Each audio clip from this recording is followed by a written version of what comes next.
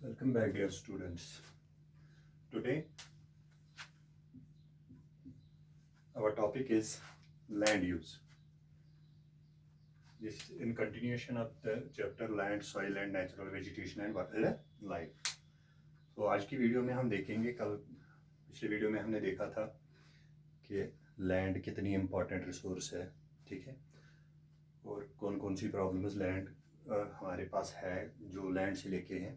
तो इसमें हम देखेंगे जो जनरल यूज़। अब लैंड यूज़ क्या होता है, आपको भी पता है। लैंड जो है डिफरेंट यूजेस के लिए, जैसे यहाँ पे हम रहते हैं, ये भी लैंड का एक यूज़ है। जहाँ पे हम एग्रीकल्चर करते हैं वो भी एक यूज़ है। इंडस्ट्री सेटअप करते हैं वो भी है। सड़कें बनाते हैं, रेलवेज बनाते हैं, ठीक है, फॉरेस्ट्स होते हैं। तो ये लैंड के डिफरेंट डिफरेंट यूजेस है। तो इसी को हम लैंड यूज़ कहते हैं। मैंने यहाँ पे लिखा है land is used for different purposes such as agriculture, forestry, mining, building houses, roads and setting up of industry. इसी को हम कॉमनली लैंड यूज़ कहते हैं कि ज़मीन की मुख्तलिफ जो इस्तेमाल, मुख्तलिफ तरीक़ों से हम ज़मीन को इस्तेमाल करते हैं, उसी को लैंड यूज़ कहते हैं। यहाँ पे मैंने एक क्वेश्चन लिखा है, can you list out the land use of Peter and Mamba. पिछले वीडियो में जिसने नहीं देखा वो पहले पिछला वीडियो देखेगा, तभी उसको ये समझ में आएगा।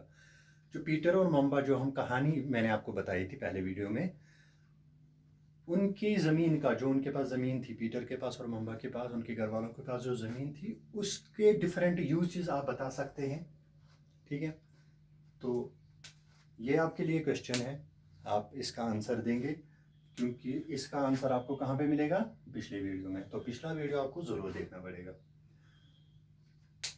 The use of land is determined by physical factor such as topography, soil, climate, minerals and availability of water. जो नेचुरल फैक्टर्स है, जो नेचुरल डिटर्मिनेंट्स है, वो है टोपोग्राफी, ज़मीन का खदोखाल कैसा है, पहाड़ है, प्लेन है, प्लेटू है, लो लैंड है, हाई लैंड है, कैसा है, वो टोपोग्राफी कहलाता है। सॉइल किस किस्म की है, जैसे टाइप्स ऑफ सॉइल है, फर्टाइल सॉइल, इनफर्टाइल सॉइल्स होते हैं, black soil, red soil, alluvial soil, ठीक है। उसके बाद एरिया का क्लाइमेट कैसा है, इसके हिसाब से ही आप देख रहे हो। अगर मैं आपको एग्जाम्पल्स दूँ, अगर मैं टोपोग्राफी की एग्जाम्पल दूँ, तो जो हिली एरियाज होते हैं, माउंटेनियस एरियाज होते हैं, वहाँ पर हम जनरली ड्राई एग्रीकल्चर करते हैं। वो एग्रीकल्चर करते हैं जिसमें पानी की ज़्यादा ज़रूरत नहीं होती, क्योंकि स्लोप ऐसा होता है, उसमें पानी रहना मुश्किल है, ठीक है। तो अगर हम सॉइल्स देखेंगे, तो अकॉर्डिंग टू सॉइल्स अगर हम देखेंगे, अगर हमें राइस की कल्टिवेशन करनी है, वीट की कल्टिवेशन करनी है, तो हमें एल्यूवियल सॉइल चाहिए, ठीक है। अगर हमें टोबैको की कल्टिवेशन करनी है तो हमें ब्लैक सॉइल्स चाहिए। तो डिफरेंट जो हमारे पास फूड ग्रेन्स है, उसके लिए हमें डिफरेंट टाइप्स ऑफ सॉइल्स की ज़रूरत होती है। इसी तरीके से अगर हम क्लाइमेट की बात करेंगे, तो हम जम्मू एंड कश्मीर में रहते हैं, तो जम्मू का क्लाइमेट अलग है, कश्मीर का अलग है और लद्दाख का अलग है। तो जम्मू में हम देखते हैं ऑरेंजेस होते हैं, बनाना होते हैं, लेकिन कश्मीर में सेब होते हैं, जम्मू में सेब नहीं होते। This is because of the variation of the climates. इसी तरीके से अगर हम लद्दाख जाएंगे, तो लद्दाख में एप्रिकॉट्स मिलते हैं, तो उसकी काश्तकारी जो है वो किस पे डिपेंडेंट है, क्लाइमेट पे। इसी तरीके से कौन से मिनरल ज़मीन में मौजूद हैं, और most important thing availability of water. जब तक पानी हमें अवेलेबल नहीं होगा और किस मकदार से होगा, उसी हिसाब से हम वो कल्टीवेशन करेंगे। इसे फॉर एग्जांपल अगर हम नॉर्दर्न प्लेन्स देखेंगे, वहाँ पे पानी अवेलेबल बहुत ज़्यादा है, इसलिए वहाँ पे ऐसे जैसे राइस की कल्टीवेशन होती है, उसमें बहुत ज़्यादा पानी की ज़रूरत होती है। लेकिन अगर हम ड्रायर एरियाज़ में, राजस्थान वगैरह में देखेंगे, वहाँ पे हम ड्राई एग्रीकल्चर करते हैं, जैसे ये दाल वगैरह जितने भी हम बनाते हैं, जवार, बाजरा, तो वो वहाँ पे, क्योंकि उनमें पानी ज़्यादा ज़रूरत नहीं होती। तो availability of water is one of the determinants. इसके अलावा ह्यूमन फैक्टर्स, यानी पॉपुलेशन, हमारे पास पॉपुलेशन कौन सी है, उसको क्या चाहिए, वो क्या देखिए। अगर हम आज देखेंगे, आज हम इंटेंसिव एग्रीकल्चर करते हैं, क्योंकि ज़मीन बहुत कम है, आबादी बहुत ज़्यादा बढ़ गई है, तो हम कम से कम ज़मीन में ज़्यादा से ज़्यादा जो है पैदावार निकालना चाहते हैं, प्रोडक्शन निकालना चाहते हैं। पहले ज़माने में क्या होता था, जब ज़मीन बहुत ही लोग कम थे, तो उस वक्त एक्सटेंसिव एग्रीकल्चर होता था। कहीं कहीं पे बहुत सारी ज़मीन फॉलो रखी जाती थी, उतना ही किया जाता था, और उस वक्त सब्सिस्टेंस एग्रीकल्चर किया जाता था, जिससे अपना पेट भरे, अपने बच्चों का पेट भरे। लेकिन आज हम कमर्शियल एग्रीकल्चर कर रहे हैं। अगर आपको याद होगा, यहाँ पे ये राइस की कल्टीवेशन होती थी, तो वो सब्सिस्टेंस थी, जितना धान वगैरह निकलता था, चावल निकलता था, घर में यूज़ करते थे। लेकिन अब हमने ऑर्चर्ड में एप्पल फार्मिंग स्टार्ट की है, तो उसमें तो हम घर में खाते नहीं हैं, सारा किस लिए है, कमर्शियल पर्पज़ के लिए। तो पॉपुलेशन बढ़ गई है, हमारी डिमांड्स बढ़ गई है, हमारी नीड्स बढ़ गई है, तो हमने उसका इस्तेमाल किया। तो टेक्नोलॉजी इंपॉर्टेंट है। अगर पीटर और मम्बा के का केस देखें, न्यूजीलैंड में वो उनके पास भी ज़मीन थी, लेकिन उनके पास फैक्ट्री भी थी, उनके पास ये सब्जियां भी अच्छी निकलती थी। रीज़न क्या था, उनके पास टेक्नोलॉजी थी, वो ऑर्गेनिक फार्मिंग बनाते थे, वो वूल घर ही में प्रोसेस करते थे, ठीक है। और मम्बा का अगर देखेंगे, उनके पास टेक्नोलॉजी नहीं थी, वो ट्रेडिशनल मेथड से अपना जो है एग्रीकल्चरल प्रैक्टिस करते थे। तो पॉपुलेशन और टेक्नोलॉजी बहुत ज़्यादा इंपॉर्टेंट है। पॉपुलेशन, इसके स्किल्स कैसे होंगे, ह्यूमन स्किल्स कैसे होंगे, उसकी टेक्नोलॉजी कैसे होगी।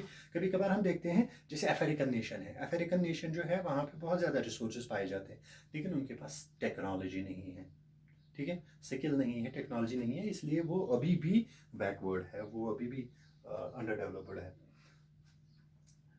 मैंने पहले चैप्टर में भी आपको बताया था, land can be divided on the basis of ownership, private land and community land बताया था। जो मेरी ज़मीन है, जिस पे मैं खेती बाड़ी करता हूँ, जिस पे मेरा घर है, this is my private property, ठीक है। तो कभी और ज़मीनें होती हैं जैसे कम्युनिटी लैंड, जैसे मैंने उस दिन भी आपको पब्लिक पार्क्स, पास्चर्स, ठीक है, फॉरेस्ट्स, ये कम्युनिटी लैंड्स होते हैं, या नेशनल, इसको हम नेशनल रिसोर्स भी कहते हैं, ठीक है।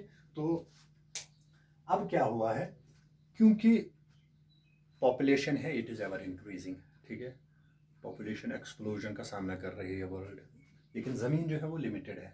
पहले लेक्चर में भी मैंने ये बताया था, ज़मीन जो है वो लिमिटेड है, हम उसको बढ़ा नहीं सकते, ठीक है।